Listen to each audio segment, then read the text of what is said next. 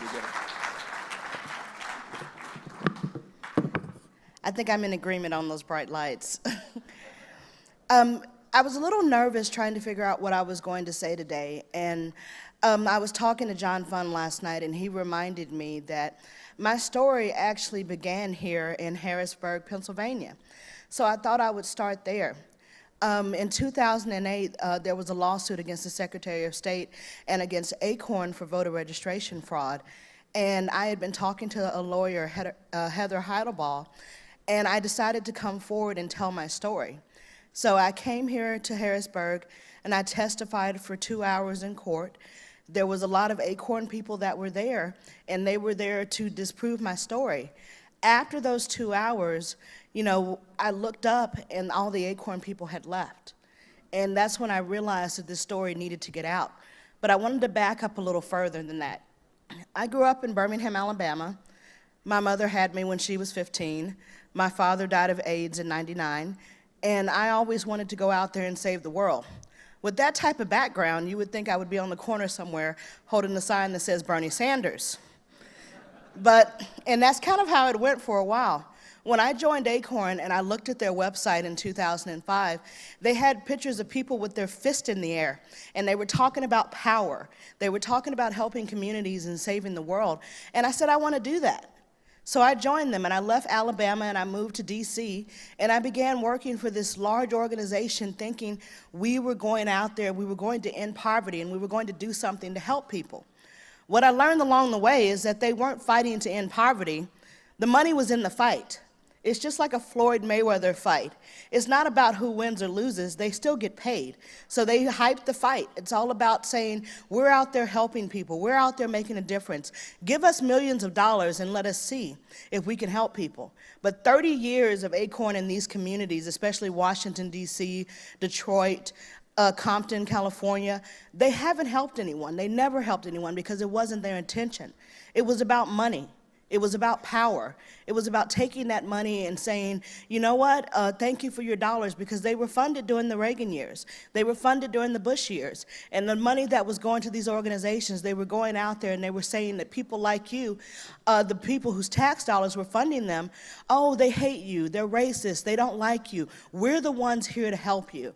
And then they would get people out there that do these things, like we had moms that would go out there and protest against Sherwin-Williams. I don't know if you remember this, but there was a few years ago where Sherwin-Williams had lead paint in the homes.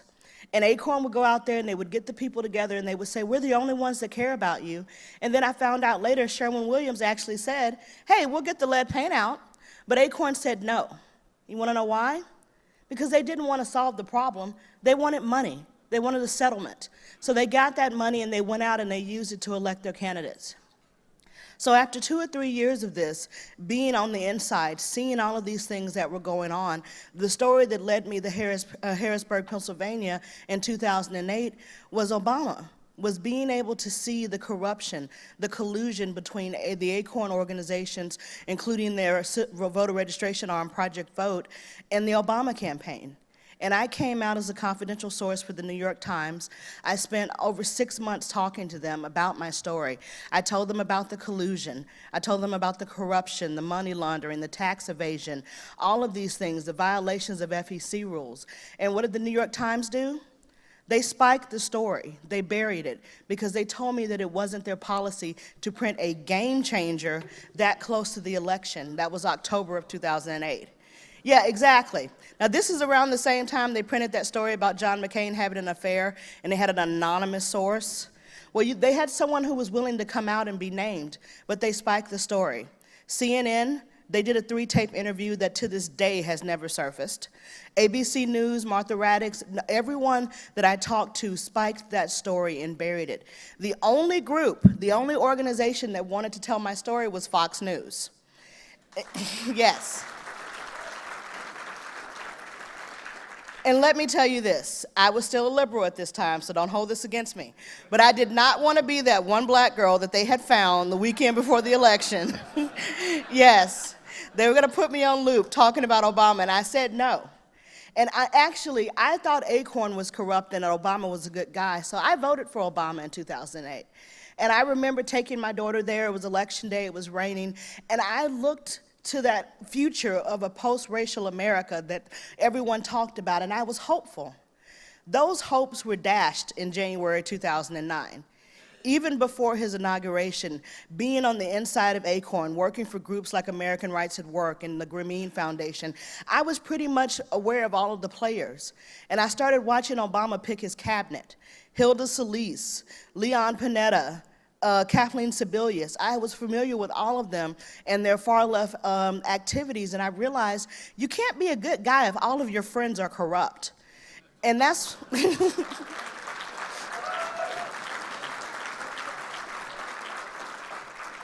And that's when I said, I'm done, I'm finished. And I became an ex-liberal. At the time, I did not want to be, thank you.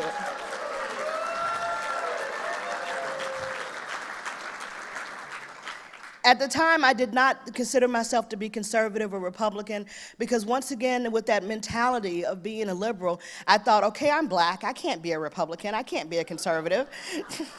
So I was just content with being an ex-liberal. And after testifying in Harrisburg in 2008, I really thought that I was making a difference, but there was still a lot of media that didn't want to cover the story.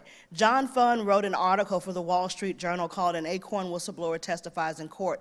That was the first time a major publication actually dared to touch that story because it involved corruption and collusion in Obama. And after that, I started blogging and writing and telling my story about Acorn, and something started to happen, something that I was not expecting. Around the same time, the Tea Party movement was coming up. 2009, and I got on Twitter, which I had always resisted Twitter. I didn't understand 140 characters, man. It was just beyond me. But I needed a way to tell my story. So I used Twitter and Facebook, and I had a blog spot. I don't know if you guys remember when Blogspot was really popular with Google, but I was telling my story on that blog, and the people that were retweeting me and posting my stuff on Facebook were conservatives. And I started interacting with them, and I told my husband, I was like, honey, this conservative thinks I'm funny. And I couldn't believe it. These aren't the racist, hateful people that are, don't care about folks like me. I started interacting, I started going around, and the reason why I'm so happy to have followed John Funn today on this stage is because his help is part of my story. I'll never forget, he invited me to CPAC in 2009. Now imagine being an ex-liberal who was still on the fence going to CPAC. Very overwhelming, extremely overwhelming. I felt so out of place. I didn't know if I wanted to stay there, but he wanted to make sure I met one person. So he pulls me into the ballroom, and there's this guy, and I'm going to describe him before I tell you who he is. There's this guy standing in the back. He's got on jeans. He's got on a wrinkled white shirt that looks like his lunch is like right about here, and his hair is shaggy. So John goes, Anita Moncrief, I would like to introduce you to Matt Drudge's protege, Andrew Breitbart. Now, this wasn't Breitbart or Breitbart News at the time. He was Matt Drudge's protege. That's how he was introduced to me. So I met this man, and I didn't know how important he would be at the time. I said, I hung out with them for a minute, and then I left because I was overwhelmed. I wasn't sure if this was right for me. And then a few months later, once again, John Funn, we met up at Right Online. Right Online is Americans for Prosperity's conference for bloggers and social media. It was the first time they held the event in Pittsburgh, Pennsylvania in 2009, and I took a bus from DC to get there. I didn't have any money, I wasn't working, but John had told me about it, and I decided to come. When I got there, I found out that John had talked to the organizers and to the president, Tim Phillips, and he gave up his spot for me to speak. And that was the first time I addressed a room full of conservatives, and I was so nervous. I thought the people were going to throw things at me when I started talking about working for Acorn. I didn't know what to expect, but people gave me a standing ovation. And I was so floored because all the things I had learned coming up. I was a black Catholic from the South, man. It was Jesus and JFK in my house the entire time I was growing up. Everything. My aunt was with the Black Panthers in Chicago when she was a youth, and everything in my life was always Democrat. It was like they stamped it on my forehead when I came out at birth. So all of this was overwhelming for me. And I'm following the crowd out of the room, and I end up in this room that's about a little bit smaller than this room, and all of the chairs were put up, and there was the stage, and on the stage was Tim Phillips, president of AFP. They handed me a sign. So there I am standing in the middle of a conservative rally with a sign that says, "Hands off my health care." And that was my activation point. I think that activation points are when people realize that you have to do something. You have to step up. You have to make a difference. You can't be quiet anymore. My mother will tell you, since the day I was born, I have been a rabble-rouser, rebel, troublemaker. It was just in my nature. I always felt like I had to get out there and try to fight for what was right. And I thought once I stopped being a liberal, I couldn't do that anymore. But what happened is that the Tea Party movement came up. People across America, they stood up. They never saw themselves as social change agents and, rabble-rousers or people that would go out there. But there they were, standing there with these signs with the big handprint. It was red, and it said, "Hands off my health care." They were saying that we don't want the president's health care law. We're standing up. We're making a difference. And there I was with them. And that's when I realized that I could still be an activist. I could still fight for what was right, because I didn't agree with any of this stuff. Part of the reason why I came out against Acorn is because of a meeting we had in 2007 where we planned what would happen when Obama got elected. I call this what Acorn's socialist wish list. And it included cap and trade, universal health care, card check, which is the Employee Free Choice Act, and a host of EPA regulations that would strangle the economy. They thought that they could get this done in the first 100 days that Obama was going to be in office. And what stopped them? Now, we did get the universal health care, but we didn't get all those other things. You know why? Because the Tea Party movement, the marching on Washington. I remember that day.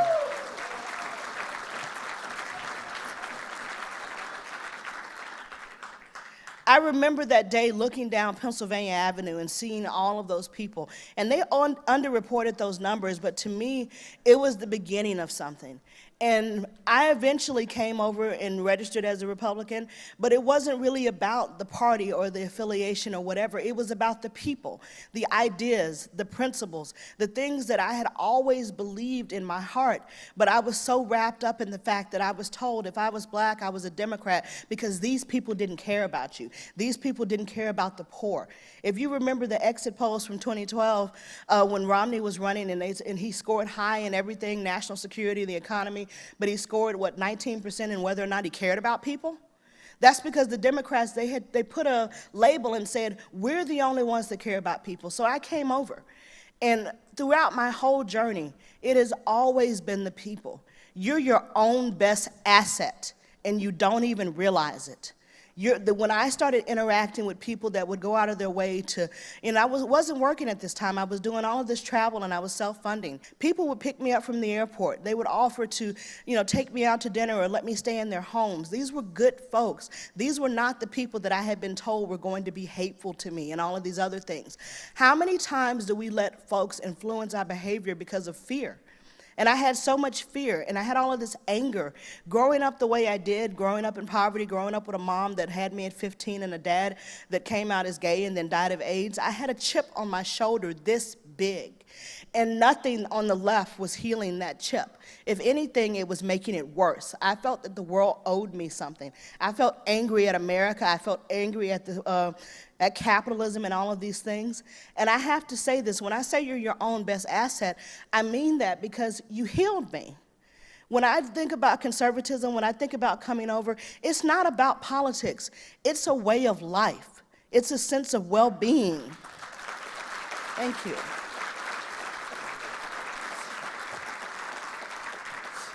And I tend to get a little emotional when I talk about it because it did heal me. It got rid of all of that anger and all of that pain and all of that sense of that I had to fight the world.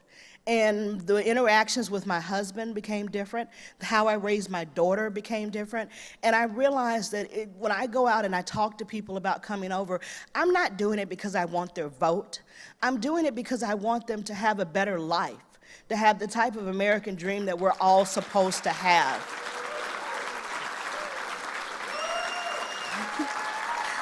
Thank you. So throughout that journey, AFP, Americans for Prosperity, has been right there. From that first time when I spoke at Right Online in 2009 to the Defending the Dream conferences, I remember in 2011, Andrew Breitbart and Brandon Darby, who writes for Breitbart, Texas, we were on the stage when they locked us in the convention center and the Occupy protesters were outside. I remember all of the things that they have done, so it only seemed right in 2014 when my boss, Slade O'Brien, who's the vice president of our Grassroots Leadership Academy and the AFP Foundation, came to me and said, we're going to go out there and go across the country and train activists. We're going to give them the tools that they need to be successful. And I thought about all the stuff that I had learned on the left. We would work with the right sometimes, and we would always tell them, we always tell our people, we don't let them use our equipment, we don't let them use our technology, and we don't train them on our tactics or techniques. So I realized that was a closely guarded secret. As Wade Rathke, founder of Acorn, said, an organizer never puts his business in the street. So I realized that bringing something, the tactics of the left, bringing that sense of we can understand Alinsky without being Alinskyites, we can understand what we're up against, that's what I've been doing for the past few years. And honestly, the things that I have seen this year have led me to understand that we've got a lot of work to do. I will say this, I don't care who your candidate is. I care about whether or not you're talking to your neighbors about the issues. You know, relationships are the glue of organizing, and we have to realize we're all organizers. Community organizing is not a bad thing. When I ask people what they think when they hear the word community, people tell me common ground and fellowship and friends and family. But when I ask them what they think of when I say community organizer, they say Obama, Acorn, Alinsky. So I say once again, if you control the language, you can control the debate. So we're basically saying that everything that comes down to helping people, everything that comes down to connecting folks and raising their voices up and making people be heard, that's only for the left. We've ceded that ground to them. And now that the Tea Party movement and the other movements, so no matter if you're Tea Party 912 or whatever, now that that stuff has matured, we understand that it's not just about protests, it's about making the effort to talk to our friends and neighbors about the stuff that matters. And that's why I'm here today. When I say relationship is the glue of organizing, we should be out there telling our stories. And I think that Senator DeMint was so right last night when he said, you know, sometimes when we explain things, we don't do a good job of explaining them. Sometimes we're up here. And what I tell people is we have to engage the head, the heart, and the hands. The head is your logic, it's your strategy, it's the things that make sense, right? It's the thing when you talk to people and you're like, I don't know why they don't get it. This is the facts, it's right here, the truth is right in front of you. And that's because once the narrative is set, facts bounce off of it. We have to connect it to the heart. The heart is why it matters, why I should care, why I should get involved, why I should try to make a difference. And then once you do that, you get the hands, and that's action. People that are willing to stand up and fight with you and say, you know what, you're right, we have to do something to save our country. So when we go out there, I don't talk about candidates or campaigns. I talk about issues. I talk about what matters because we're all Americans. We are fighting for the soul of this country right now. Thank you. And the last thing we need is to be divided. So we have a unique opportunity as we go forward to connect with people that may not agree with us, and not to do this, because that's not how I got here. If someone had come up to me and they would have been like, Anita, you're college educated, you're smart, what's wrong with you? Why don't you see that the liberal policies are bad? I might have backed off. But the people that came to me, they came to me in love. They came to me because they wanted to help me. And they would plant those seeds, and then they would say, well, have you ever thought about this? Or why don't you read this book? Or check out this article. And then when I would come back to them, and I was like, oh my gosh, I never heard this stuff, they didn't go, I told you so. They would give me more information. So that's how we have to do things. We have to approach things with love. Because when we organize out of love, we're pulling in. When we organize out of fear because we're afraid for this country, we're afraid of this politician, we're afraid of this candidate or whatever, we are pushing out. And as the Bible says, you reap what you sow. So we have to be the people that pull in. We have to be the people that share our stories, why we got involved. Every one of you in here has an activation point, a point where you said enough is enough. I have to stand up. I have to do something. I have to protect this country for my family, for my future, for whatever. There's some reason why you're here today. Those are the stories that we need to tell. Those are the stories that we need to get out there and get people active and get them involved. And I will tell you, this is a shameless plug, I'm going to admit this, but if you're not sure of how to start, we've got classes through the Grassroots Leadership Academy where we teach you how to share your story, because it is so important. That's what's going to get folks involved. That's what's going to change the tide in this country, is us uniting. If you can take a rabble-rousing liberal with a bullhorn and have her on a stage talking to conservatives, imagine what you can do for your friends and neighbors and people that may not agree with you, but they can come over because they feel like they can trust you and you. So that's what I want to leave you with today, the fact that I wouldn't be here today if it wasn't for folks like you. I wouldn't be here today if it wasn't for the love and the compassion and the courage and the conviction that pulled me over, that took all of that anger and hatred out of my heart and changed my life. So I say thank you to each and every one of you, and I hope that you will understand that we have a fight ahead of us, but you guys, being your best asset, all you have to do is get out there and start telling your stories. Thank you.